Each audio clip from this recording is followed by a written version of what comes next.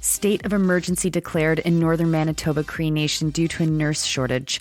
2 Alberta men charged with making threats online against Trudeau. Israeli security forces kill a Canadian citizen. Israeli airstrike hits Han Yunis as Benjamin Netanyahu arrives in Washington.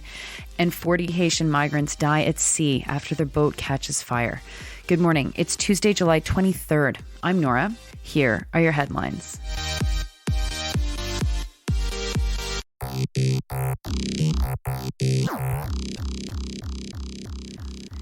Niitsitaqiwakasik Cree Nation in northern Manitoba is declaring a state of emergency due to a shortage of nurses. You'll remember last week when I reported that a shortage of nurses across rural northern Manitoba was causing a crisis. Well, the shortage at this First Nation has caused the nation to close the doors to its only health center to everything but emergencies. Niitsitaqiwakasik Cree Nation Chief Angela Levasseur spoke to reporters about the situation, explaining that the health center serves 3,500 people on reserve and 2,500 people off reserve. Those residents are being told to take an hour-long drive to Thompson to receive care. Niitsitaqiwakasik is the second Manitoba First Nation to declare a state of emergency in recent months as a result of a nurse shortage. Pimisikimek Cree Nation made a similar declaration in March. There, only 4 nurses were serving a community of 8,000 people. Levasseur said this to reporters, quote, "We cannot function as a community and we cannot continue in the crisis state. This amounts to racism in the healthcare system. Our people matter. Our people have the right to be seen by a nurse or a doctor, and yet it's not happening," unquote. Next, to Alberta, where 2 men have been charged with making threats online against Justin Trudeau and other politicians. A 67-year-old Edmonton man apparently made threats against Trudeau, Freeland, and Singh on YouTube and was charged on June 13th with 3 criminal code counts of uttering threats against a person. The other man, a 23-year-old in Calgary, was charged on June 6th for posting to Twitter threatening to kill Trudeau. Both men are set to appear in court this week. Now, what's curious about this article from CBC News is that it doesn't name the 2 men. There doesn't seem to be any reason for why the 2 men aren't named.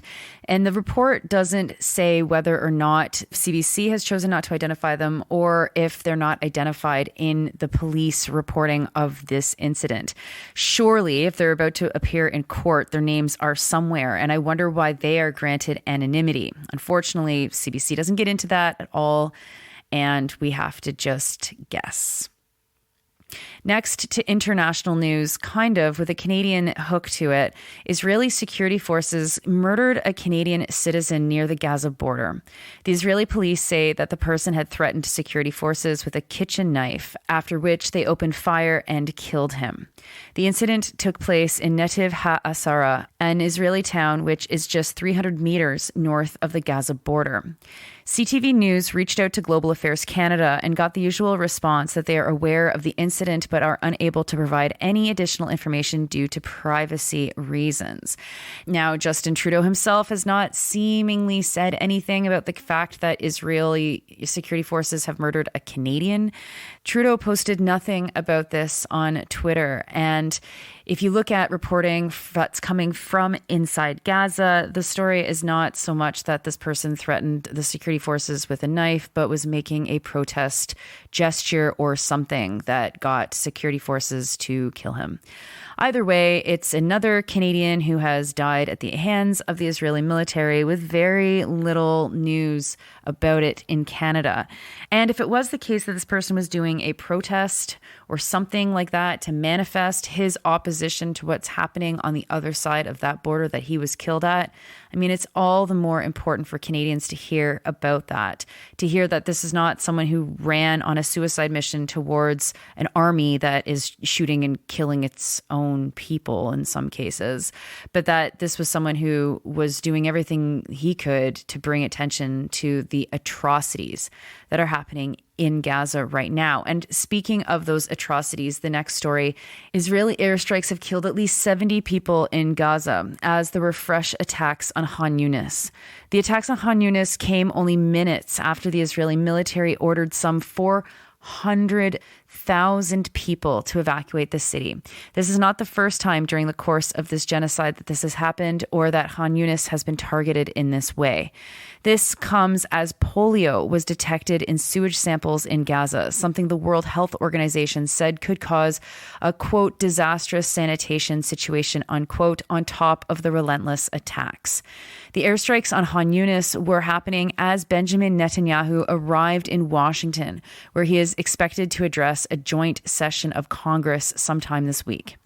Meanwhile, in Israel, the Knesset passed 3 bills that ban UNRWA and delegate it as a quote-unquote terrorist organization. In response, the Jordanian Ministry of Foreign Affairs said that it was an attempt to, quote, kill the agency, assassinate it politically, unquote. Over the weekend, Israeli forces shot at a UN convoy headed to Gaza City. UNRWA's Commissioner General called for those responsible for the shootings to be held responsible.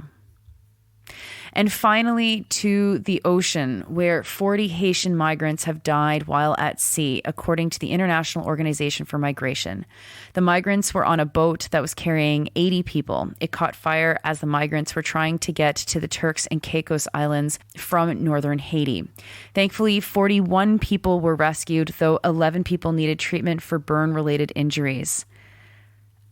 According to the United Nations, 570,000 Haitians have been internally displaced as a result of the conflict taking place in that country, and 86,000 migrants and refugees have been forcibly returned to Haiti from neighboring countries this year. This follows a surge of violence that erupted in the country earlier this year. Earlier this month, hundreds of Kenyan police officers arrived in Haiti as part of a UN-backed mission to try and deal with gangs in that country. Those are your headlines for Tuesday, July 23rd. I'm Nora. It's Tuesday.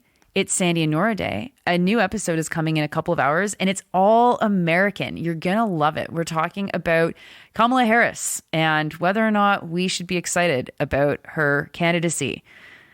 Spoiler alert, we say no, not all that excited. But it does create an interesting moment that had Biden stayed into this until he died would not be there. So take a listen to it, share it with every American you know, get them to hear the good news of Sandy and Nora.